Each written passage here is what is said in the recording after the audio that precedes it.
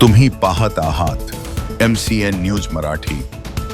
वाशिम जिल्ह्यातील मंगरुळपीर तालुक्यात येणाऱ्या कौठड येथे भरधाव कारच्या धडकेत 7 वर्षीय चिमुकलीचा मृत्यू झाल्याची हृदयद्रावक घटना घडली आहे।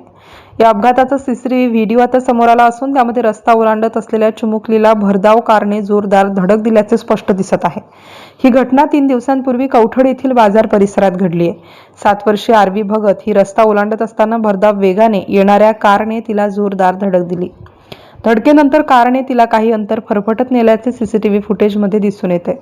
या भीषण अपघातात गंभीर जखमी झालेल्या आरवी भगत हिला तातडीने रुग्णालयात दाखल करण्यात आलं, मात्र उपचार सुरू असतानाच तिचा मृत्यू झाला।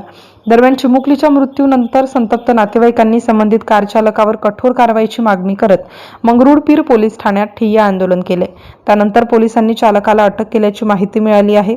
या दुर्दैवी घटनेमुळे कौठड परिसरात शोककळा पसरली असून भरधाव वाहनांवर नियंत्रण ठेवण्याची आणि वाहतूक नियमांची कठोर अंमलबजावणी करण्याची मागणी नागरिकांकडून होत आहे।